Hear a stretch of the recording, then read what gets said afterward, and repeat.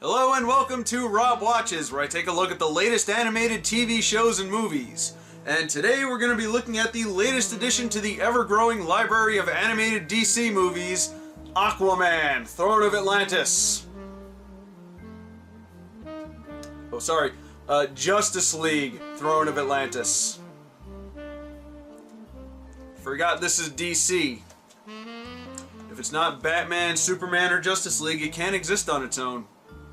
Now, I know Aquaman gets kind of a reputation for being a joke among superheroes, but anybody who knows a lot more about Aquaman than just he talks to fish knows that he can be very awesome. And this is coming from someone who hasn't read comic books in years. And every time I talk about comic book characters, I make mistakes. And am constantly reminded of those mistakes. I mean, yeah, there are versions of the character that are better than others, but you can really say that about any character, especially in the comic book world where there's so many different continuities and so many storylines. But by far the best version of Aquaman ever came from Batman Brave and the Bold.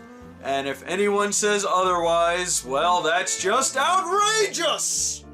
Throne of Atlantis is pretty much an origin story for Aquaman. It starts out that he lives on land with his human father, but his father died and he never knew he was from Atlantis. Then he becomes an alcoholic and he gets into bar fights constantly. So there's a lot of interesting stuff going on with this character already. Meanwhile, the Justice League is getting used to working together as a team.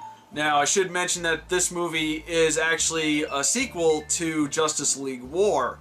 And that's one thing I'm really liking about the DC movies so far, is because they're trying to establish a continuity. Because for the most part, all the past ones were pretty much just standalone stories. I mean, there were a few that kinda, sorta, maybe worked together. But it is nice that they're trying to establish continuity with their animated movies. I wonder where they got that idea from. I like how the members of the Justice League are interacting. Like, Batman and Green Lantern have sort of a little bromance going on. You got Cyborg, who's constantly being pestered by Captain Marvel. Or is it Shazam? Is it Shazam or Captain Marvel now? I can't remember. There's already a Captain Marvel, so let's just say it's Shazam. Superman and Wonder Woman also have a thing going on, and I'm okay with this. I think they work well together as a couple, and I know this has been a thing in the comics multiple times. It's just that, to me, it feels a little too obvious. Like, you have these two great, incredible, all-powerful beings, and then they just sort of hook up. And that's fine and all, but me personally, I like it better when maybe, let's say, for the sake of argument, they're immortals, sorta, because they kind of are, or at least Superman is. But when you have someone of great power, you know, an otherworldly character, you know, a non-human, pretty much, hooking up with a human character, I feel that that's a little bit more interesting, because the human character has to find ways to keep up with the super character. Let's just say it's a super character. And to me, that makes for a much more interesting story. But again, I don't have a problem with the two of them hooking up. Leave a comment and let me know what you think, I guess. They also perhaps tease that another hero might show up in a future movie.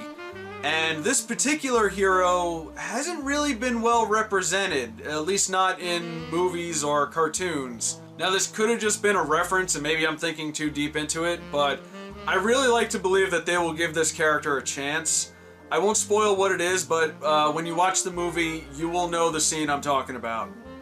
Oh, and speaking of Marvel, if you're gonna watch this movie, make sure you stay after the credits.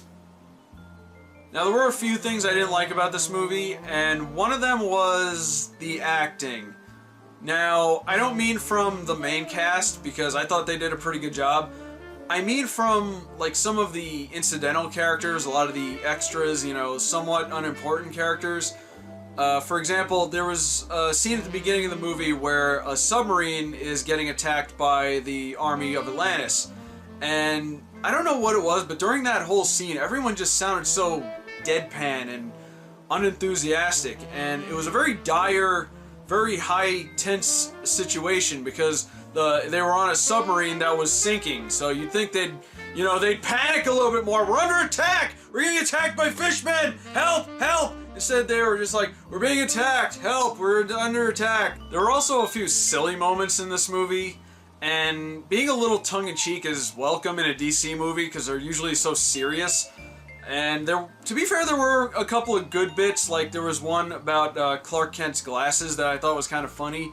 But then there was scenes like, in the end of the final act, there was the siege from Atlantis, taking over the surface world, and the Justice League was helping out, fighting them off. There was this bit where Green Lantern had made this giant, ridiculous-looking vacuum cleaner vehicle and was like sucking up the soldiers and then like spitting them out the back, and it was just so strange. It looked like a vehicle from a Dr. Seuss story. Yeah, I don't know what they were thinking with that. Also, Shazam started to get on my nerves a little bit. I usually like Shazam. I liked him in the Justice League cartoon. I liked him in that DC Showcase anthology collection. And I realize he's supposed to be a little kid, but I think they're playing him up a little too much. I should mention that he's voiced by Sean Astin, who voices Raphael in the current Ninja Turtles cartoon. And it sounds like Raphael is doing an impression of Michelangelo as a DC fanboy.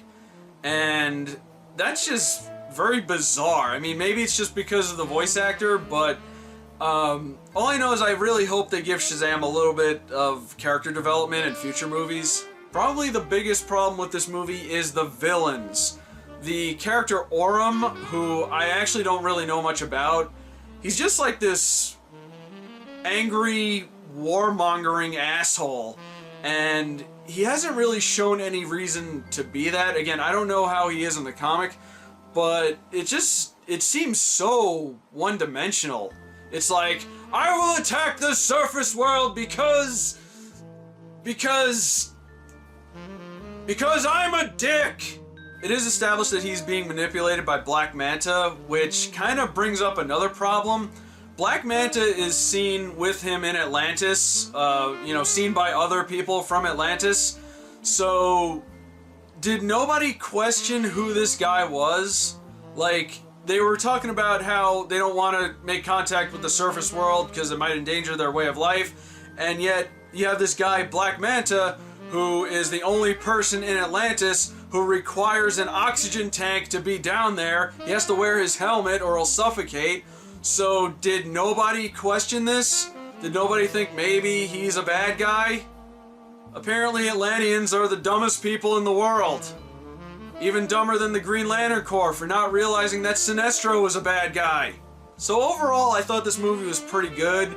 It's definitely worth a watch, especially if you like Justice League War and you want to see some continuity in the DC animated movies. I think the problem is it just didn't really wow me like a lot of the past entries. It didn't have that, that X factor that a lot of the maybe standalone movies had. And I kind of feel like maybe the DC movies have peaked already. I really haven't seen one that blew me away since Flashpoint Paradox. And I thought Assault on Arkham was pretty good because it was a little bit different than we're used to seeing. But I don't know, there's just something that didn't work for me with some of these more recent movies. Then again, I've probably just seen too many animated DC movies. I do watch a lot of cartoons. So that's all I got for Aquaman, Justice League, Throne of Atlantis. Let me know what you thought of this movie. Let me know what you think of Superman and Wonder Woman as a couple, and is it Shazam or Captain Marvel? Please let me know so I don't make a mistake when I review the next movie. My name is Rob, and have a wonderful day. There were a few, tongue-in-cheek moments, like there was a great bit about Clark Kent's